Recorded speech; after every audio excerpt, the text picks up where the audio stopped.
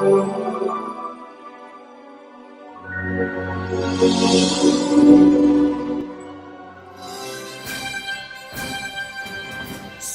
Prabha. Digital India.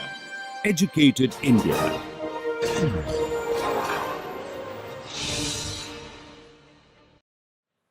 Hello, I'm Vivek Dixit. So I will be taking your first lecture today. Welcome to the course. So before we get started, I wanted to say a few words about how this course will be conducted, and I will also share a few tips for doing well in this course. As the course name suggests, it's semiconductor devices. So it's all about semiconductor and how can we exploit those properties of semiconductor to achieve some useful functions. Now, what is so interesting about semiconductor devices? That can be understood from the picture here. You see, this is the picture of Cray 2.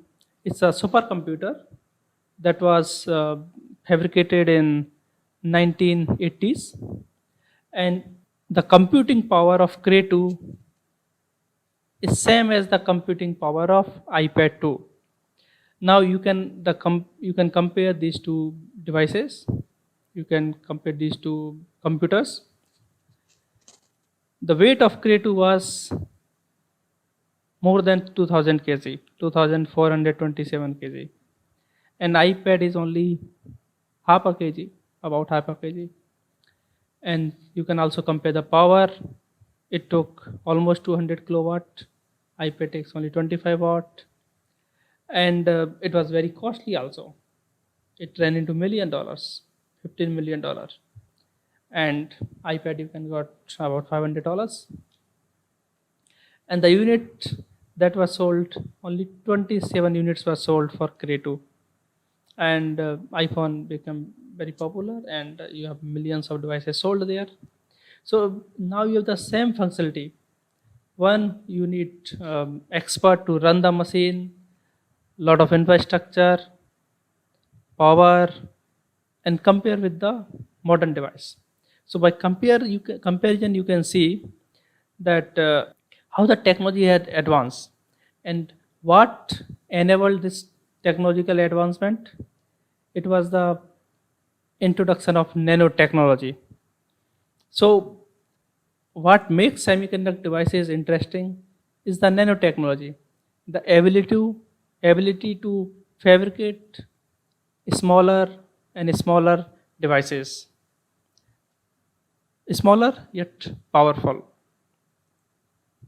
So you can see other applications of semiconductor devices. This is a mobile which can be kept in your pocket, and it has same functionality as earlier computers. Then all of us have used debit and credit cards, and now you have this paywave also, where just by touching you can transfer the credit, RFIDs. So all these things you have seen. Now, what has enabled this technological improvement? If you look here, there are multiple things here. You have seen these FinFET. So these are basically small devices. The length is also shown here, around 200 nanometer. With this length of couple of centimeter correspond to 200 nanometer. Now here you see there is a gate here in yellow color. Then there is a channel here which is covered all around. So that gives effective control for a very small channel, and you can better control the device. So in devices, finally it boils down to control of IV characteristic. How well you manage the IV characteristic. Same way, you can use different materials to create a strain effect, which again changes the properties of semiconductor. Other novel technologies are like carbon nanotubes. These are novel materials. Bio-inspired computing, spintronics. All of you know electron have spin up and spin down. which can also be exploited using newer technologies. Organic molecules can also be engaged in current flow. Then silicon nanowires, these are basically silicon atoms arranged in a row, few silicon atoms arranged in a row. Then you can have multiple gates to control the current flow. So these are the technological advances along with nanotechnology and these device schematics that have resulted in the advancement of semiconductor industry. Okay. Now, if you look at this picture, it's a very well-known image uh, from Bell Labs. So in 1947, this was the first transistor that was invented. Now this is very crude device, and look at the impact it has on the industry. So now it has translated into those nano devices where a channel length is only 30 nanometer or so. So if you consider what is the most important invention of 20th century, it's most likely a transistor, and they are playing an even greater role in the current century, 21st century. So transistor plays a very important role. Now, having given the introduction, what is the learning outcome expected from this course? So as far as theory is concerned, we will develop a sound physical and intuitive understanding of working of semiconductor devices, and we will also be able to explain different physical processes that take place in these devices, how current flows, what are the carriers who carry the current, how these carriers are generated or driven out, what equation they follow. So all these things we will learn in this course. And practically, if you want to fabricate certain device, you want to design certain device, you look at the performance specs, and you can select which material to choose, what design to choose to make a particular device.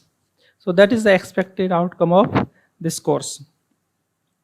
Now in today's lecture, we will discuss about crystals and how the current flows. So because current flows in the crystal across this periodic arrangement of atoms.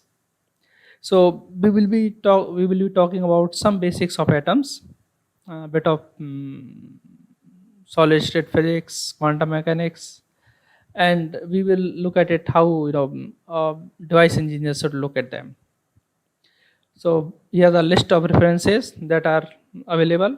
So solid state electronic devices by Steedman and Banerjee will be your reference book, first reference book, and we will also consult physics of semiconductor devices by SMG, advanced semiconductor fundamentals by Bob Parrott, and semiconductor device fundamental by Bob Parrott.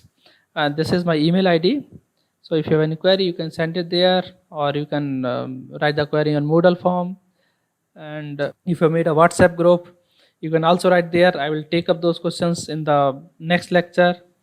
And as far as the grading is concerned, it will be a continuous assessment. So if you look at the course content, topic 1 is a review of crystals. And how do we understand crystals? Through quantum mechanics and by solving Schrödinger equation. So that will roughly take some amount of time, maybe a week or so. Then when we solve the Schrödinger equation, we get energy versus wave vector. So we will know about exactly what are the energy bands and how these energy levels are basically filled. So when they are filled, they are called states. So we will have a concept of density of states, how they are filled. They follow certain statistic called Fermi-Dirac statistic. So these electrons are filling these states and creating the population of electrons, and similarly for holes. Then next topic will be how we are going to dope the semiconductor, because interesting characteristic of the semiconductor is their ability to be doped. So by doping, we understand and we are able to exploit the semiconductor by changing their uh, conductivity. So we can modulate their conductivity. And how these semiconductor devices, they respond under equilibrium, zero bias, or when we apply a bias, what happens, how the carrier concentration change, what is the phenomenon of recombination and generation, can you increase the number of carriers by generation, and what is the behavior of these electrons in the bulk and at the surface. So these are basically about the semiconductor. So first three topics, they are about the semiconductor. So we will form the basics, we will learn the basics of semiconductor, then we will move into the devices. So for devices we need to learn how the carriers move. So that is carrier transport, what equation they obey, and then we will consider simple devices such as PN junction and metal semiconductor diode, their IV characteristic. First we consider the ideal junctions, then include the non-idealities and see their response to AC input and transient input. Then we will go to bipolar transistors and MOSFETs. So there we will again, they will constitute topic 5 and 6. Now, important consideration is how the current flows. So let us consider a resistive device with two ends connected to a battery. So this battery has a voltage V, and we should try to visualize how the current flows. So if you see here, this right side terminal of the battery is positive, and this positive will attract the electrons. So electrons are moving from left to right. Similarly, they will push holes away. So holes are moving from right to left. So we will be spending a lot of time trying to understand the current flow in semiconductor devices. Now here you see that both electron and holes, they are contributing to the conduction of current, although they are moving in opposite directions. So actually we need to understand about charge, we need to discuss about the charge density, we need to talk about the velocity of these charges and their product, and of course the area through which they flow to make a physical current. So in this course we will learn about the effective mass and occupation probability of the states, to calculate the carrier concentration, and to calculate the velocity that will be described by drift diffusion equation and generation recombination models. If you see this piece of material, how can you describe? It can be described as some kind of wire, or it can be described as made up of crystals, nanowire, or maybe some other material, may not be that uniform that you see here. And when you describe material, it will have certain shape, size, some composition, there may be strain. So this material and these parameters will have a strong influence on the characteristic of this device. So we really need to deeply understand the current flow in a more physical and fundamental way. So it is not just conductivity. There are many parameters that are involved. So first of all, we have to understand the crystalline nature, and we need to go beyond the material properties that are listed. So generally, material properties are listed for large and bulk materials. We need to develop a methodology to describe these materials. So we will be doing some review of quantum mechanics, some statistical mechanics, and once we understand the charge, the density, its density, the velocity, we will go into the current transport and look at the devices. So as far as crystal is concerned, it is composed of atoms in periodic arrangement. So for typical materials, so the properties of these materials are tabulated for non semiconductors, and of course when you go to nanoscale, their properties change depending on the quantum mechanical phenomena that are involved, you know, depending the structure, the strain, all those things. Then we will also discuss the concept of effective mass and how these carriers are occupying particular energy state. Then regarding the current flow, we will consider the transport with the scattering, because when we apply the bias, these carriers will undergo non-equilibrium. So there will be non-equilibrium statistical mechanics and described by drift diffusion equation. And we will also consider the carrier generation and recombination during the operation of the device.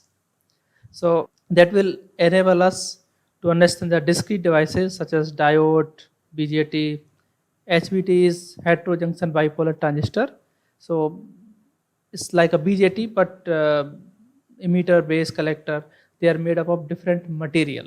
So it's called hetero. Then metal oxide semiconductor, diode, and transistor, MOSFET, field effect transistor. So those we will discuss. Now, let's understand atoms. All the semiconductors, they are made up of atoms. There are two types of semiconductor. One is called elemental semiconductor, such as silicon and germanium. Usually, they are from group 4. And there are compound semiconductors. They are around group 4. So let's say these two atoms come together. So if two group 4 atoms come together, then each of them have 4 electrons in their outer orbital. So they complete the octave. So silicon germanium or silicon carbide. Then you can go one column plus and one column minus. So one to the right, one to the left. So you have 3 5 semiconductors: gallium arsenide, indium arsenide, indium phosphide, and so on, indium antimonide. So they form group 3 5. Again, one of them have group 3 atom have 3 electron in their valence orbital, group 5 have 5 electron in their valence orbital. So they add up to 8. Similarly, you can go to next column, 2 and 6. So that way you have different semiconductors, but all are completing the octave. And in atom, there is a nucleus and electrons orbiting around. So there is some property of these elements, and some property is related to their arrangement in the crystal. So for example, if you see the picture of hydrogen atom or silicon atom, so this cartoon actually shows the discrete energy levels. So all of you have learned in basic physics that energies of electron in hydrogen atom is given by minus 13.6 by n square electron volt. So if there is an electron in the first orbital, its energy is minus 13.6 electron volt. Now electron volt is a unit of energy, so which roughly translate to you have to multiply this E by charge of electron. So 13.6 multiplied by the charge of electron, 1.6 into 10 raised to power minus 19. So that will be the energy in joules. But that's a not a user-friendly number. You every time you talk, you say 10 raised to minus 19 joules. Doesn't make much sense. So what we do, we use units of electron volt to describe the energies of electron inside an atom. Then if you go to second orbital, principal quantum number n equal to 2, you have minus 13.6 divided by 2 to the power 2, that's 4. So as you move away from the nucleus, this magnitude of the energy is decreasing. But please note, there is a minus sign here. That means these electrons are bound. They cannot escape. And as you are moving away, these electrons are loosely bound. That means they are easier to, it is easier for them to escape compared to the electrons which are inside. So as electrons move away from the nucleus, they are easier to remove. So outer electrons are easier to remove because they have less binding energy. Now this is single electron system. In case of silicon, atomic number is 14. So nucleus will have 14 protons and neutrons. So there will be charge of 14q. Then again there's electrons. So first orbital will have 1s, there are 2 electrons. Second orbital will have 2s2 and 2p6. So there will be total of 8. Then 3 orbital third will have 4 electrons. So that means 2 are empty. So 3s2 and 3p2. So they are sort of 4 electrons. So these outer electrons are called valence electron, and inner cells which are filled, they are called core electrons. Now when these electrons make transition from one energy level to another energy level, they can emit a photon. Because these energies are discrete, so you can actually get a discrete energy photon. Now when these electrons are arranged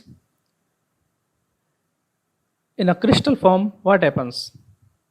So now crystal is basically a lattice plus basis. Now basis can be one atom, or it can be a group of atom. For example, in silicon, there will be lattice. Now lattice is a mathematical term for periodic arrangement of points. And basis is basically, you can say, electron, this atom. So let's say you have silicon here. So when the silicon atoms are occupying this lattice point, you have a crystal. In case of gallium arsenide or 3,5 semiconductor or compound semiconductor, basis can be a single atom or basis can be a group of atom. So especially some hexagonal crystal structures, we may have to use a group of 2 atom as a basis. So that becomes a crystal. Now this crystal gives rise to band structure. Band structure is nothing but it's a allowed and forbidden energies. These allowed and forbidden energies correspond to electrons, which behave like a wave inside the crystal. So in summary, group of atoms is a basis. When these atoms or bases, they occupy a crystal site, lattice site, they become a crystal, and that crystal gives rise to band structure and these waves of electron inside the crystal. Now not all solids are single crystal. They may be crystalline, as you see here, silicon. They may be amorphous, as here, and they may be polycrystalline. Now what is the difference? Actually this is a old structure of a MOSFET, and you can see here the bottom one is the silicon, crystalline silicon. Crystals are usually pure material, and there is a perfect pattern there. So all atoms are perfectly arranged in a periodic pattern. On top of that, there is a amorphous oxide followed by the polycrystalline. So polycrystalline is basically a number of small crystals. So they have some short range order. So these short or small crystals, they are not perfectly aligned. They are misaligned. So we have grain boundaries there. Or you can say they are there are multiple crystals. So that's why we call it polycrystalline. And in between this oxide is amorphous. So, but if you notice the thickness is only 16 angstrom, that is 1.6 nanometer. So it's a very thin oxide. So top and bottom, crystalline silicon and polycrystalline, they are actually conductors, and silicon dioxide is insulator. So this insulator is in between two conductors, and that actually control the conduction of electron. So how current will flow in such a device? There's a mechanism and there's a application of this structure. So it basically doesn't allow the charge to go from polycrystalline to crystalline silicon. But if you apply a bias to polycrystalline silicon, it controls the charge flow in the crystalline silicon. So that way you can modulate the conductivity in crystalline silicon. Now this polycrystalline structures, they have application in thin film transistors. Amorphous oxide are used in MOSFETs, and crystalline silicon are basically they are pure form of semiconductors, and they are used in most of the semiconductor devices that we will discuss. So let's discuss about the Breves lattice. What is Breves lattice? If you consider a crystal, it consists of large number of atoms. All of you know atomic weight, that amount, like what is the atomic weight of silicon? Around 27 or 28. So that many gram of atom will have 10 raised to power 23 Avogadro number. Now that number is very, very large, and if you run some kind of simulation, it will take forever. Especially if you have a crystal, where number of atoms, number of it's a big structure. So what we do, we study their pattern, how these atoms are arranged, and those crystals we can extract from them a unit which is repeating to make a crystal. For example, you can see here there is a 1D, there is a 2D arrangement here, right? So for 1D, of course, it's very simple. You have atoms in a linear form, right? Some distance, you can say it's, let's say, A, right? Then in 2D, again you can, let's say, you can select a vector A and vector B here, right? So this will form a unit cell. There are multiple ways to form a unit cell. So that means unit cell is not unique. So if you repeat this unit cell both along X and Y direction, you are basically recreating the whole crystal. Now if you take one unit cell or one box here, it contains exactly one atom. So that becomes a smallest unit cell, or this is called primitive unit cell. But there are different ways you can construct a unit cell. For example, A vector and B vector, they can have angle 90 degree, they can have some other angle. A and B, their length can be equal, their length can be different. So that gives us different 2D crystal arrangements. So you can have a square, you can have a rectangle, you can have a hexagonal with 120 degree, you can have some other oblique, or you can have a rectangle in center, you can have atom. For example, you see here, this is a rectangle with a atom in between, right? So, but it has more number of atoms, right? So each corner will be 1 by 4, so they will become 1. each side will be 1 by 2, so 1 2 2 atoms there, and inside 1 3, so total 4 atoms are there, right? So this is also unit cell, but it's not the primitive unit cell. But if you see here, this can be a primitive unit cell, this can be a primitive unit cell. So in primitive unit cell, there is exactly one crystal atom, right? So how do you produce a whole crystal? You can define these vectors A and B, and then position of any other atom can be defined as, with of course some reference, some integer h times A plus some integer times B. So in 2D you can do, for 3D of course you can write integer times A plus integer times B plus integer times C, and C will be in third direction. So let's say this is XY plane, so C will be in Z direction. And you have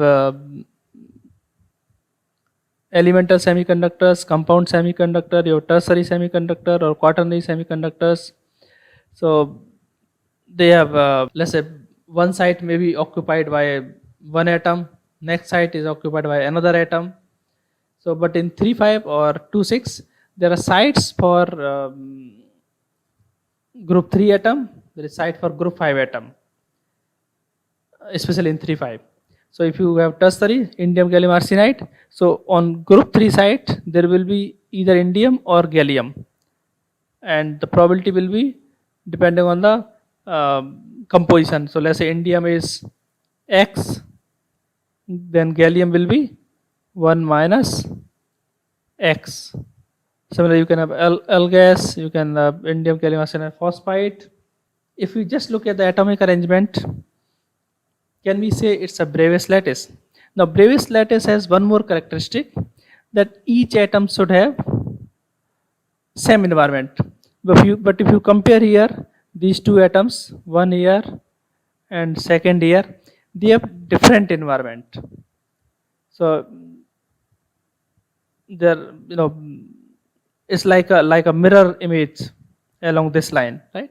So this has along x-axis one atom here, and then 120 degree here. This one is along minus x-axis neighbor atom. So this will not be a lattice in one sense, right? But if we choose a basis, let's say if we choose a group of atom, right, and if you repeat it, then it can be, like a now this group of atom has the same environment. So when you repeat it, you will basically form a crystal, right? So if you see here, this is one, this is one, right, and then there will be one here, there will be one here, right? So that will form a crystal. So now these two atoms, they are called bases. So although it's a non-Bravais lattice, but with a basis it becomes a Bravais lattice. There is another way to define a unit cell.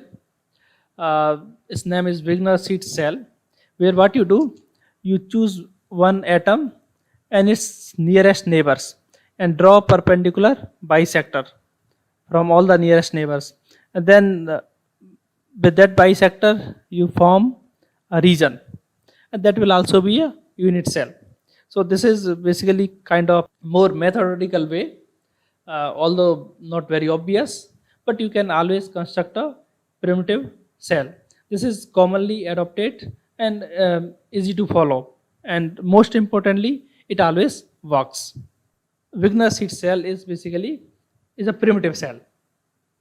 Is a primitive cell that always works. Now, how these crystals are classified? They are basically classified. They're depending on two things. One is the translation symmetry. Another is the symmetries related to rotation, reflection, or inversion. So you can rotate a crystal along, let's say, one x-axis, and whether at 90 degree you get the same crystal again, or at 180 degree you get the same crystal again. So that will be rotation symmetry. Rotation can be along the diagonal, along the face, right? Then you can reflect along a plane, invert it. So they give rise to different symmetries. So by translation, you have 14 Bravais lattices, and then 32 point groups. And when you combine them, you have 230 space groups total. So, but we will be only discussing about the 14 Bravais lattices, and you can follow this link to have a crystal viewer. So this link and nano hub, there is a crystal viewer. You can actually view the crystal there. These are names: triclinic, monoclinic, tetragonal, trigonal, hexagonal, cubic. Cubic is very symmetric. There all the sides are equal and all the angles are 90 degree. Then you go to trigonal, where all the sides are equal but one of the angle is not 90. Or tetragonal, where two sides are equal, angles are 90. So you can visualize it like this. Next slide actually shows the picture. So let's begin with the cubic crystal. So all the three sides are equal, all the angles are 90. So look at the first one. Then from cubical, if you it's a cube, you can make it a rectangle, right? So AB is a rectangle. Then side C is not equal to AB. So that becomes tetragonal. Another variation, basically, if A is not equal to B is not equal to C, you have orthorhombic. So all three sides are not equal, but angles are 90. So they are like made from square, rectangle, like this. Then if you change the angles, then you have trigonal, where all the angles are equal, but they are not equal to 90. Then you have monoclinic, where three sides are not equal, but two angles are 90 and third angle is not 90. So at the bottom there is a square, or it's a rectangle, and then third side is basically slanted. Then you have most general one, triclinic, where all the three sides are not equal and all the three angles are not equal to 90 degree. Then you have another one, hexagonal, where its bottom is like a AB, and their angle is 120, and then along C is perpendicular to the AB plane, and side C is not equal to AB. You can notice one more thing here. This gamma angle is the angle between side A and B. So this gamma angle is the angle between the side A and B. Similarly, beta angle is angle between A and C. So that will be beta. Then alpha will be angle between B and C. So alpha and beta both are 90 and gamma is 120. So if you recall, if you see all these first diagram, one here, one here, one here, and they are first monoclinic, tetragonal, cubic, and first orthorhombic. They each have one atoms at the corner. So that means they are basically primitive unit cell, and they have exactly one atom per unit cell. Then there are variations to these unit cell. For example, if you see the cubic, there is an atom in the middle. Means in the body, inside the body, there is an atom, right? Exactly at the middle of the cube. So they are called body-centered cubic. Then you can have these atoms at the faces also. So one cube has 6 faces. So there will be, total 3 atoms. So this is called face-centered cubic. You have similar thing for orthorhombic. So you have face-centered orthorhombic. You have body-centered orthorhombic. This is body-centered orthorhombic. This is face-centered orthorhombic. And there is another version called end-centered, because here sides are not equal, so you can have end-centered. And similar thing is there in tetragonal. There is a body-centered. there is a face centered, but when you do typical geometry, you can find out that face centered and body centered, they basically give rise to same structure. So if you count the face centered for tetragonal, um, they will basically identical. They will be same as body centered. And for monoclinic, you have a end centered crystal. So these are the basically 7 systems, crystal systems, and total 14 type of lattices. So once we discuss these 7 crystal and 14 Bravais lattices, we will go ahead with describing the unit cell. So in this course, we will only consider the cubic structures. Although this simple cubic structure is very simple and has lot of symmetry, but it is rare. You know. So although simple, but it's very rare. So, I think only one less than 1%. Some, most of the structures are FCC, BCC. All those these are the typical structures that are found in nature. So if you look at this simple cubic structure, there are atoms at each corner of the cube, and you can find out the coordination number. So what is the coordination number? So if you look from, let's say, for this atom, this is a 1 atom down, 2 atom, and 3 atom, right? So if you look at the side, there will be 4 atom, there will be 5 atom, there will be 6 atom. So it will have the coordination number of 6, number of nearest neighbors. And how many atoms per cell? There are 8 atoms, but they are shared by 8 other cubes, right? So one cube here, one cube will be here, one cube will be here, one cube will be here. So these are a plane, and then 4 more cube in front, right? So total 8 cubes. So contribution will be 1 by 8. And for the 8 corners, so there will be total of 1 atom per cell. And what will be the packing fraction? That you can again calculate. There is 1 atom per unit volume. So if the this length is A, so volume will be AQ. So packing fraction will be 1 by AQ. Now you see here, these 2 atoms are actually nearest neighbors. So this is little misleading, but if you see here, these 2 atoms will look like something like this, right? So this will be the radius R, this will be another radius R. So this A will be equal to 2 times of R, or you can say R will be A by 2. So if you want to calculate the packing fraction, whatever the packing density, so that is basically volume filled divided by total volume.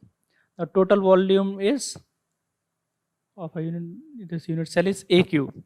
And what is the volume filled? So you can take the volume that is sphere in one of the cube. So each corner has volume of one of the cube. So total anyway it has 1 cube, basically 1 atom. So it will be 4 by 3 pi R cube, right? So R is A by 2 whole cube, right? And that comes out to be around 52%. So there is a lot of free space inside the simple cubic unit cell. So now this is basically for bulk. If you look at the surface, this surface can be can be along Z plane, perpendicular to Z, or it can be along certain diagonal plane. It may not be xyz, right?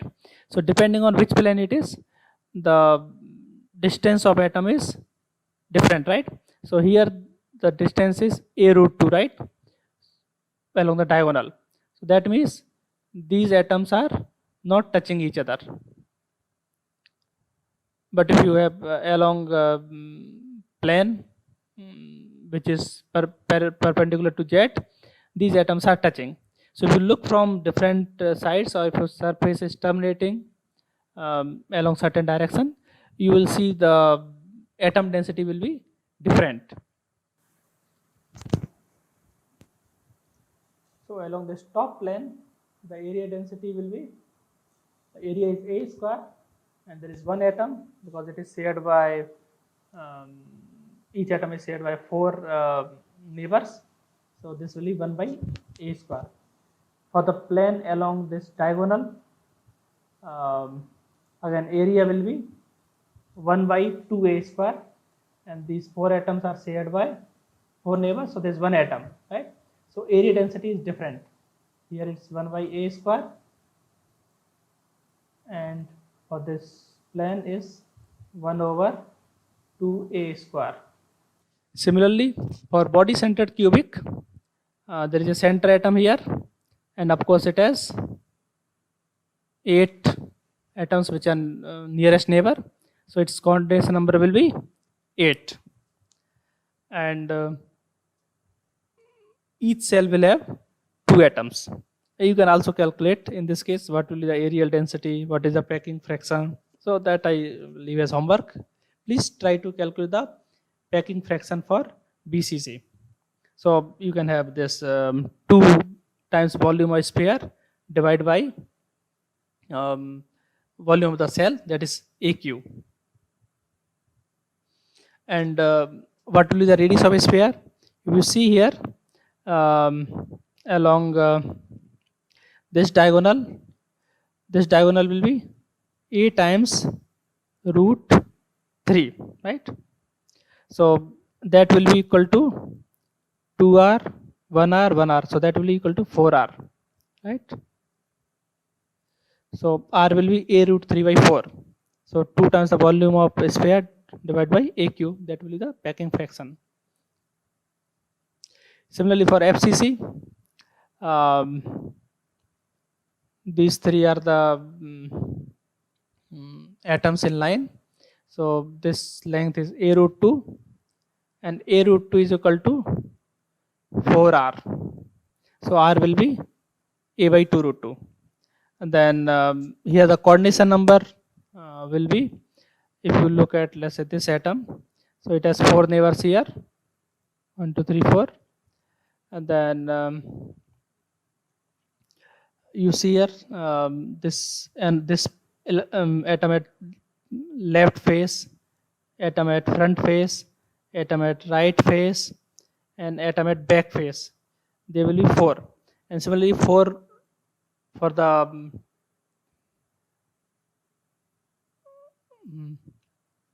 faces on the top, right? So all 4 sides. So there will be total 12 nearest neighbors. So coordination number will be 12. And how many atoms are there per cell? 1 by 8 times 8, right? That is for corner. And plus there are 6 atoms shared by 2. So 1 by 2 times 6. So that will be 4 atoms per cell. And packing fraction you can calculate 4 times the volume of each sphere divided by AQ, right? So sphere volume will be 4 by 3 pi r cube.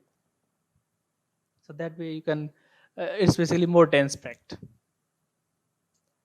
Now diamond lattice is basically, if you look at it carefully, it's FCC lattice here, right? Then it has some extra atoms here apart from FCC, 1 here, 1 here, and then 1 here, and 1 here. So these 4 atoms are extra. So it's FCC with 4 atoms extra. But if you look carefully, you can think of it as these four atoms are part of another cube. So which is actually this is 1 by 4 shifted. So this is the diagonal length. So 1 by 4th of the diagonal is basically shifted here. So they will form, you can see for upper cell,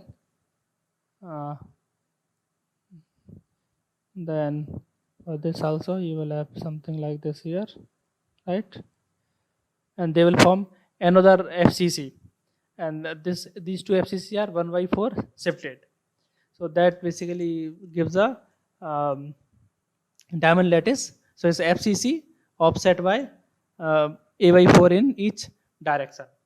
Now of course FCC lattice with 2 atoms per side. So that you can easily construct and try to do that exercise. Now zinc blende structure is again diamond structure. The only difference is that these 4 atoms, right, are, let's say, if they are gallium, right, or group 3, then other atoms will be group 5. So there are 4 atoms of gallium and total 4 atoms of group 5 arsenide or phosphide. So that way each atom, let's say this gallium atom is surrounded by 4 arsenic atoms, and given this structure it's diagonally 1 by 4th distance. So you can basically calculate these angles, and this is, let's say, A, and this is A root 2 by 2, right? And this is along the diagonal, this is another phase. So it's basically a tetrahedral structure. So that gives rise to zinc blende structure. So most of the 3-phase semiconductors have zinc blende structure. And also if you see here, there are 4 atoms surrounding a particular, let's say, group 3 to group 5 or group 5 to group 3. So they are basically forming some kind of octave. So this octave is completed, but if you see this gallium has 3 in outer orbital, arsenic has 5 in outer orbital. So this 3 and this 5, although they add up to 8, but there is some deficit here. So this bond is not exactly equivalent, but there is some polarity associated with it, because gallium has only 3 electrons and arsenic has 5 electrons in their outer orbital. So sometimes they are also called polar semiconductors. And polar semiconductor means they are influenced by the electric field. So electric field will affect them, and crystal will respond in certain way. Then there is another type of semiconductor crystal called hexagonal lattice. So in hexagonal lattice there is a hexagon, and then along perpendicular to the plane of hexagon there is another layer, and molecules such as aluminum oxide, titanium, metals, they are found in this hexagonal form. Okay, so that's all for today. Next class we will discuss about lattice vectors and their directions. For any questions, I will take up after the class on MS Teams. So I will be there. Please feel free to ask question on MS Teams, or you can message me. I will answer those questions in the next class and then continue the lecture. Thank you very much.